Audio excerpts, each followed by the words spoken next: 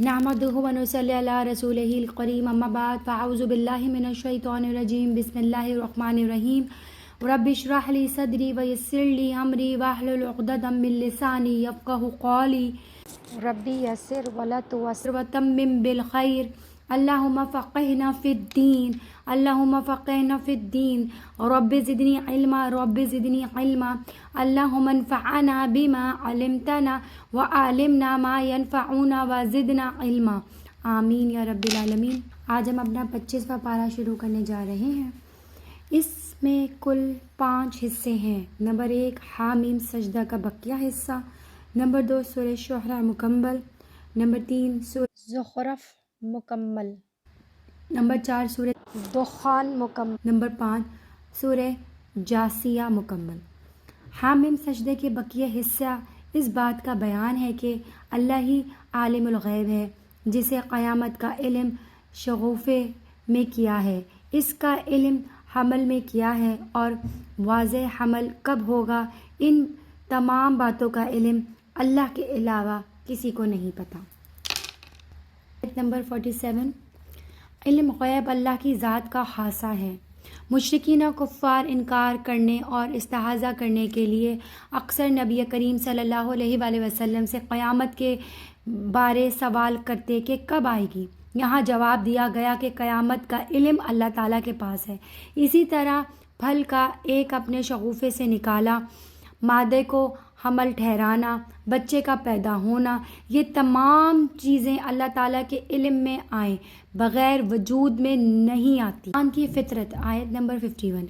इस आयत में अगर इंसान पर अच्छे अहवाल आ जाएं और ख़ुशी के मौक़े हों तो इंसान अकड़ दिखाता और तकब्बुर करता है। अगर अहवाल अच्छे और मुवाफ़िक ना हो तो अल्लाह ताला की तरफ रुजू करता है।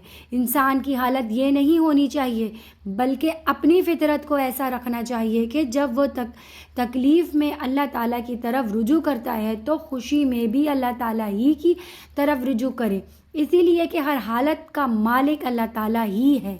दोनों तरह के हालात में इसी की तरफ मतवज्जो रहना चाहिए। कुदरत व तौहीद बारी ताला की निशानियाँ आयत नंबर 53। इस आयत में अल्लाह ताला आसमान और ज़मीन और ख़ुद इंसानी जिस्म में ऐसी कई निशानियाँ दिखाते हैं जिनमें कोई अदनी अक़ल व शऊर का आदमी भी गौर करे तो इस एतराफ़ पर मजबूर होगा कि इनको पैदा करने और कायम रखने वाली कोई ऐसी ज़ात मौजूद है जिसके इल्म व कुदरत की कोई इंतहा नहीं। इंसानी जिस्म के एक एक औज़ा पर गौर करें कि इसे कैसे बनाया गया, फिर इसमें रगें कितनी और कैसी जोड़ी गई, इनमें खून कितनी तेज़ी के साथ दौड़ता है। ये ऐसी कारीगरी है कि इंसान 60-70 साल का भी हो जाए तो इसके औज़ा हिस्से नहीं। बिस्मिल्लाहिर्रहमानिर्रहीम। सूरह शुअरा मक्का में नाजिल हुई और इसमें 55 आयतें और 5 रुकू हैं। मुसलमानों की खासियत यह है कि आपस में मशवरा करके मामलात तय करते हैं, इसी वजह से इस सूरत का नाम शूरा रख दिया गया। ख़ुसूसन इज्तिमा मामलात में मशवरे की बड़ी अहमियत है। 7 सूरतें जिनके शुरू में हामीम है, जिन्हें हवामीम कहा जाता है, ये इनमें से तीसरी सूरत है। सूरह शुअरा में कई बातें हैं। नंबर 1 अल्लाह ताला तमाम ख़जानों का मालिक है। नंबर 2 अल्लाह की कुदरत की बहुत सारी निशानियां हैं, बारिश का नज़ूल, आसमान और ज़मीन की तख्लीक, जानवरों की पैदाइश, समंदर की पर कश्तियों का चलना वग़ैरह। नंबर 3 औलाद देने की ताकत सिर्फ़ और सिर्फ अल्लाह ताला के पास है। वो जिसे चाहे सिर्फ लड़की दे, जिसे चाहे लड़का दे, और जिसे चाहे दोनों दे, और जिसे चाहे बाँझ कर दे। मलाइका की वजह से आसमान का फटना आयत नंबर 5 में। इस आयत में है ऐसा लगता है कि आसमान ऊपर से फट पड़ेगा। इसका मतलब यह है कि आसमान में अल्लाह ताला की मार्फत रखने वाले और अल्लाह की इबादत करने वाले फ़रिश्ते इतनी बड़ी तादाद में हैं कि यूँ लगता है इनके बोझ से आसमान फट पड़ेगा। रिश्तेदार का लिहाज करो आयत नंबर 23। اس آیت میں ہے کہ نبی کریم صلی اللہ علیہ وآلہ وسلم جب تبلیغ فرماتے تو کفار اور مشرقین کی طرف سے آپ صلی اللہ علیہ وسلم کو تکلیف پہنچائی جاتی اور آپ صلی اللہ علیہ وآلہ وسلم کی دعوت کے لیے رکاوٹیں کھڑی کی جاتی۔ اللہ تعالیٰ فرما رہے ہیں کہ اے میرے پیغمبر، آپ ان سے کہیں کہ میں تمہیں جو دعوت دیتا ہوں ان پر پیسے نہیں مانگتا، بس یہ کہتا ہوں کہ رشتہ دار کا خیال کرو۔ مطلب یہ ہے کہ میرے پر دو حقوق ہیں۔ پہلا اور اصل حقوق تو یہ ہے کہ میں اللہ تعالیٰ کا رسول ہوں، تم اس کا اعتراف کر کے میری اطاعت کرو۔ اگر یہ نہیں کرتے تو کم از کم میرے دوسرے خاندانی حق کی وجہ سے میرا لحاظ کر لو، میری بات کو توجہ سے سنو، میں تمہارا آدمی ہوں، میرے راستے میں رکاوٹیں مت ڈالو۔ مصیبت کا سبب تو بیشتر تو ایسا ہی ہوتا ہے کہ انسان کو تکلیف اس کے گناہ کی وجہ سے پہنچتی ہے، لیکن یہ قاعدہ قلیلہ نہیں ہے۔ اس آیت میں وہ شخصیت مستثنیٰ ہے جس کے گناہ نہیں ہوتے، انہیں پھر بھی آزمائش میں مبتلا کیا جاتا ہے، جیسے انبیاء علیہ السلام، نابالغ بچے وغیرہ۔ ان پر آزمائش کا آنا گناہوں کی وجہ سے نہیں بلکہ ان کے درجات کو بلند کرنے کے لیے ہوتا ہے۔ آخرت میں اجر کے مستحقین کی کچھ صفات جو اللہ تعالیٰ کے پاس ہیں وہ بہتر اور باقی رہنے والے ہیں، اور ان لوگوں کے لیے جن کے عقیدے ٹھیک ہیں، جو اپنے رب پر بھروسہ کرتے ہیں، جو بڑے بڑے گناہوں سے بچتے ہیں، جب کبھی غصہ ہوتے ہیں تو معاف کر دیتے ہیں، جو اللہ تعالیٰ کی بات مانتے ہیں، نماز کی پابندی کرتے ہیں، اپنے معاملات باہمی مشورے سے طے کرتے ہیں، جو ہم نے ان کو دیا ہے ان میں سے کچھ نہ کچھ خرچ بھی کرتے ہیں، اور جب ان پر ظلم ہوتا ہو تو بدلہ لیتے ہیں، لیکن بدلہ لینے کے لیے بھی انصاف سے کام لیتے ہیں، یعنی حق سے تجاوز نہیں کرتے۔ بسم اللہ الرحمن الرحیم۔ سورہ زخرف۔ سورہ زخرف مکہ میں نازل ہوئی، اس کی 89 آیتیں اور 7 رکوع ہیں۔ سورہ زخرف میں بھی کئی باتوں کا بیان ہے۔ نمبر 1، گزشتہ اقوام کا اپنے آباء و اجداد کی تقلید اور اس کے نبی کی تکذیب۔ نمبر 2، موسیٰ علیہ السلام اور فرعون کا واقعہ۔ نمبر 3، جنتیوں اور جہنمیوں کا بیان کہ یہ دونوں اپنے اپنے ٹھکانے میں کس طرح زندگی گزار رہے ہوں گے۔ زخرف سونے کو کہتے ہیں، چونکہ سورت میں سونے کا ذکر کیا گیا ہے اسی مناسبت سے اس کا نام زخرف رکھ دیا گیا ہے۔ اس سورت میں مشرکین مکہ کے مختلف اعتراضات کے جوابات دے کر ان کی تردید کی گئی ہے۔ حضرت ابراہیم علیہ السلام، موسیٰ علیہ السلام، حضرت عیسیٰ علیہ السلام کا ذکر کیا گیا ہے۔ قرآن کریم کے واضح ہونے کا مطلب آیت نمبر 1 اور آیت نمبر 2۔ اس آیت میں اللہ تعالیٰ فرما رہے ہیں کہ قسم ہے اس کتاب کی جو بڑی واضح ہے۔ یہاں پر واضح ہونے سے مراد یہ ہے کہ بطور وعظ و نصیحت قرآن کریم بڑی واضح کتاب ہے۔ اس کا معنی یہ کرنا کہ قرآن کریم میں احکام بہت واضح ہیں، یہ معنی درست نہیں ہے، کیونکہ اگر احکام واضح ہوتے تو اجتہاد کی ضرورت نہ ہوتی، حالانکہ احکام کے لیے اجتہاد کرنا پڑتا ہے۔ اسی طرح ان آیت میں بھی اجتہاد کی ضرورت پڑتی ہے جن میں اجمال ہوتا ہے یا دو آیت آپس میں بظاہر متعارض ہوتی ہے۔ مشرقین کی قابل نفرت سوچ، آیت نمبر 17۔ اس آیت میں مشرقین فرشتوں کو اللہ تعالیٰ کی بیٹیاں ثابت کرتے ہیں، حالانکہ مشرقین کی اپنی حالت یہ ہے کہ اگر ان کے ہاں بیٹی پیدا ہو تو ان کے چہرے سیاہ ہو جاتے ہیں، لوگوں نے منہ چھپاتے پھرتے ہیں اور اسے زندہ دفن کرنے کی تدبیریں سوچنے لگتے ہیں۔ یہ کتنی قابل نفرت اور غلط سوچ ہے۔ جس چیز کو تم اپنے لیے ناپسند کرتے ہو وہ اللہ تعالیٰ کے لیے کیسے ثابت کرتے ہو؟ مشرکین کے دعوے کی تردید، آیت نمبر 26۔ اس آیت میں گزشتہ آیت میں تھا کہ جب انہیں اللہ تعالیٰ کی توحید کی دعوت دی جاتی تو وہ اپنے دین کو صحیح سمجھتے ہوئے کہتے کہ ہم نے اپنے باپ دادا کو ایک طریقے پر پایا اور ہم انہیں کے نقش و قدم کے مطابق ٹھیک راستے پر جا رہے ہیں۔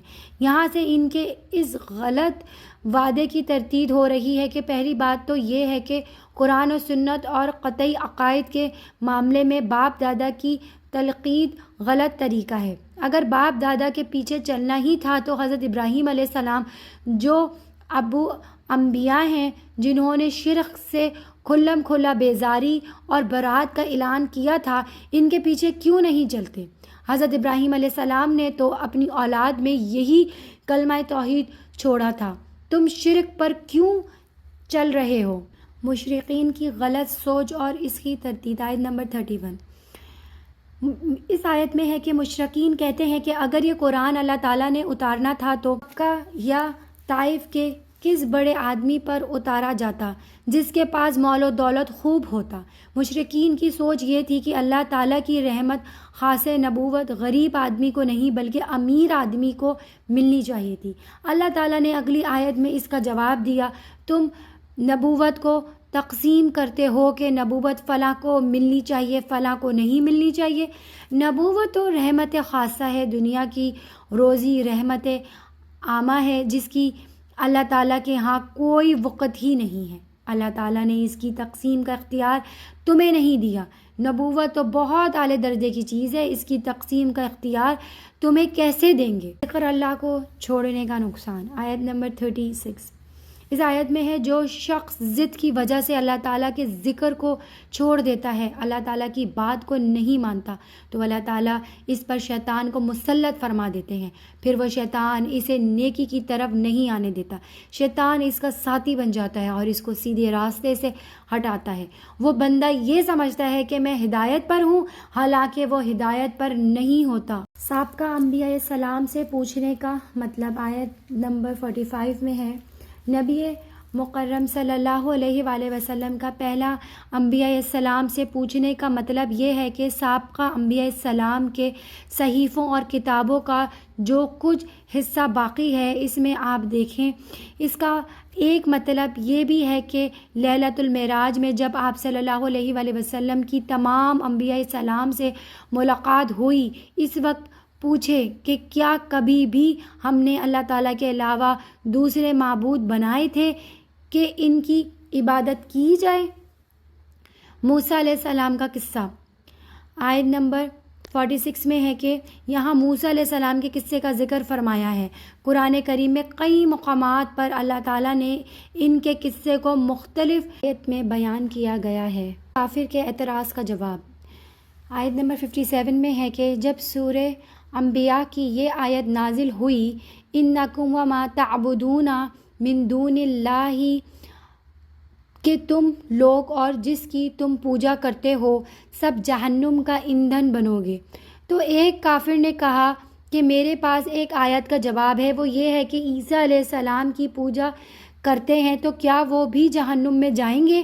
اس میں مشرکین نے بہت شور مچایا کہ اس نے لاجواب اعتراض کیا ہے۔ حقیقت میں اس اعتراض کی کوئی حیثیت نہیں، کیونکہ سورہ انبیاء کی آیت میں بت پرستوں کو خطاب تھا۔ آیت زخرف میں بتوں کے علاوہ وہ لوگ شامل تھے جنہوں نے لوگوں کو اپنی عبادت کا حکم دیا تھا۔ رہی بات حضرت عیسیٰ علیہ السلام کی، تو انہوں نے تو کبھی بھی کسی کو اپنی عبادت کرنے کا حکم نہیں دیا، بلکہ عیسیٰ علیہ السلام تو فرماتے ہیں میں اللہ تعالیٰ کا بندہ ہوں، مجھے خدا نے کتاب دی ہے اور مجھے نبی بنایا ہے۔ عقیدہ نیت اور مشرقین کی تردید۔ آیت نمبر 81۔ اس میں ہے کہ گزشتہ آیت میں حضرت عیسیٰ علیہ السلام کے اللہ تعالیٰ کا بیٹے ہونے کی نفی تھی، اب یہاں اللہ تعالیٰ کے لیے اولاد ہونے کی نفی۔ مشرکین کے بیہودہ اعتراضات اور ان کے غلط عقائد کا دے رہے ہیں کہ اے پیغمبر آپ یہ اعلان کر دیجئے کہ اگر فرض محال کے طور پر خدا کا کوئی بیٹا ہوتا تو سب سے پہلے عبادت کرنے والا میں ہوتا۔ بسم اللہ الرحمن الرحیم۔ سورہ دخان اور سورہ دخان مکہ میں نازل ہوئی، 59 آیتیں اور 3 رکوع۔ سورہ دخان میں کئی باتیں ہیں۔ نمبر 1 قرآن مجید کے نزول کا بیان۔ نمبر 2 شب قدر کا تذکرہ کہ اس میں تمام مثبت امر کا فیصلہ ہوتا ہے۔ نمبر 3 اہل مکہ کی ہٹ درمی کہ نبوت کی نشانی دیکھنے کے باوجود اپنے کفر پر اڑے رہیں اور کہا کہ یہ تو سکھایا ہوا مجنون ہے۔ نمبر 4 زقوم کا بیان کہ یہ مجرموں کا کھانا ہے۔ دخان عربی میں دھوئیں کو کہتے ہیں، چونکہ اس صورت میں دھوئیں کا ذکر ہے اسی وجہ سے اس کا نام دخان رکھا۔ یہ صورت مکی اور دیگر صورتوں کی طرح اس میں بھی توحید، رسالت، آخرت کو ثابت کیا گیا ہے۔ مشرکین مکہ پر قحط مسلط کیا گیا تھا، اس کا بھی ذکر ہے اس میں۔ مبارک سے کیا مراد ہے؟ انا انزلناہ فی لیلۃ آیت نمبر 3، قرآن کریم کو ہم نے برکت والی رات میں نازل فرمایا ہے کیونکہ ہم لوگوں کو ڈرانے والے ہیں۔ لیلہ مبارک برکت والی رات سے مراد لیلۃ القدر ہے کیونکہ سورۃ القدر میں صراحت کے ساتھ قرآن کریم کا لیلۃ القدر میں نازل ہونا منقول ہے، تو اس سے لیلہ مبارک کی تعین ہو رہی ہے۔ انزلناہ، اس کا مطلب یہ ہے کہ لوح محفوظ سے آسمان دنیا پر پورا قرآن کریم ایک ہی مرتبہ نازل کیا گیا ہے، پھر آسمان دنیا سے نبی کریم صلی اللہ علیہ وآلہ وسلم کے قلب اطہر پر 23 سال تک تھوڑا تھوڑا نازل ہوتا رہا۔ دخان سے کیا مراد ہے؟ آیت نمبر 10، اس آیت میں ہے یہ کہ ایک تفسیر یہ ہے، رسول اکرم صلی اللہ علیہ وآلہ وسلم نے قرآن کی مسلسل مخالفت اور اسلام دشمنی کی وجہ سے بد دعا کی تو مکہ پر سخت قہر پڑا، اور قحط اتنا شدید تھا کہ لوگ ہڈیوں اور مردار کھانے پر مجبور ہو گئے تھے۔ لوگ انسان کی طرف دیکھتے تو بھوک کی وجہ سے انہیں دھواں نظر آتا تھا۔ یہ لوگ حضور صلی اللہ علیہ وآلہ وسلم کی خدمت میں حاضر ہوئے اور آپ صلی اللہ علیہ وآلہ وسلم سے عرض کی کہ اگر آپ دعا کریں اور قحط ختم ہو جائے تو ہم آپ پر ایمان لے آئیں گے۔ آپ صلی اللہ علیہ وآلہ وسلم نے دعا فرمائی تو قحط ختم ہو گیا، لیکن وہ ایمان پر پھر بھی نہیں آئے۔ فرعون کی تباہی، آیت نمبر 17، اس آیت میں ہے کہ حضرت موسیٰ علیہ السلام نے فرعون سے کہا کہ اللہ تعالیٰ کے بندوں یعنی بنی اسرائیل کو میرے حوالے کر دو کیونکہ میں امانت دار پیغمبر بن کر تمہاری طرف آیا ہوں۔ فرعون نے بجائے ماننے کے الٹا موسیٰ علیہ السلام کو قتل کی دھمکی دی۔ بالآخر اللہ تعالیٰ نے فرعون اور اس کے حواریوں کو سمندر میں غرق کر دیا۔ اہل جہنم کا خانہ، آیت نمبر 44 کے اندر اس میں ہے کہ یہاں سے اہل جہنم کے کھانے کا ذکر ہے۔ انہیں جہنم میں کھانے کے لیے زقوم کا درخت ملے گا جس کی شکل تلے جٹ جیسی ہوگی، تو اس کے پیٹ میں ہڈیوں کی طرح ابال شروع ہو جائے گا۔ یہ درخت شکل سے بھی بیکار ہوگا اور ذائقے کے اعتبار سے بھی ٹھیک نہیں ہوگا۔ اہل جنت کے لیے انعامات، آیت نمبر 51 اور 52 میں آیت میں جہنمیوں کی خوراک کا ذکر تھا، اور اس آیت میں یہاں سے متقین کی انعامات کا ذکر ہے کہ متقین ایسی جگہ پر ہوں گے جو امن والے ہوں گے، باغات میں ہوں گے اور چشموں میں ہوں گے، باریک ریشم بھی پہنیں گے اور موٹا ریشم بھی پہنیں گے، آمنے سامنے بیٹھیں گے، خوبصورت آنکھوں والی حوروں سے ہم ان کی شادیاں کرائیں گے۔ اللہ کریم مجھے بھی جنت کی خوشیاں نصیب کرے اور آپ سب کو بھی نصیب کرے، آمین ثم آمین۔ اللہ الرحمن الرحیم۔ سورہ جاثیہ مکہ میں نازل ہوئی اور اس میں 37 آیتیں ہیں اور 4 رکوع ہیں۔ سورہ جاثیہ میں بھی بہت سی باتیں ہیں۔ نمبر 1، اللہ کی نشانیوں کا تذکرہ ہے کہ آسمان و زمین، انسان، جانور، رات و دن کا آنا جانا، بارش کا نزول اور ہواؤں کا اللہ کی قدرت کاملہ کی نشانی ہے۔ نمبر 2، اللہ کی آیت کا مذاق اڑانے والے قیامت کے دن فراموش کر دیے جائیں گے اور ان پر کوئی توجہ نہیں دی جائے گی۔ جاثیہ عربی میں معنی ہے گھٹنوں کے بل بیٹھنا۔ چونکہ اس صورت میں قیامت کے ہولناک کو بیان کیا گیا ہے کہ قیامت کے دن لوگ خوف کی وجہ سے گھٹنوں کے بل گرے ہوں گے، اسی وجہ سے اس کا نام جاثیہ رکھ دیا گیا ہے۔ دلائل توحید و قدرت باری تعالیٰ، آیت نمبر 3 میں ہے کہ یہاں شروع میں اللہ تعالیٰ نے دلائل توحید و قدرت بیان فرمائی ہے اور طرز میں تنوع رکھا ہے، الگ الگ طرز اختیار فرمایا ہے۔ آسمانوں اور زمین میں ایمان والوں کے لیے دلائل ہیں، اللہ تعالیٰ کی تخلیق میں یقین رکھنے والوں کے لیے دلائل ہیں، دن اور رات کے آنے جانے میں، اور جو رزق خدا نے آسمان سے اتارا اور اس کے ذریعے زمین کو مردہ ہونے کے بعد زندہ کیا، اور ہواؤں کے چلنے میں عقل مندوں کے لیے دلائل ہیں۔ گویا یہاں 3 قسم کے لوگ ہوئے جو ایمان لا چکے ہیں، جو ایمان تو نہیں لائے لیکن ان کو دلائل پر یقین ہے، اسی وجہ سے ایمان بھی لے آئیں گے۔ تیسرے نہ ایمان لائے اور نہ ہی دلائل پر یقین رکھتے ہیں لیکن ان کے پاس عقل سلیم ہے۔ ایک وقت آئے گا کہ یہ یقین کریں گے کہ ایمان لے آئیں گے، مذکورہ تینوں کامیاب ہوں گے۔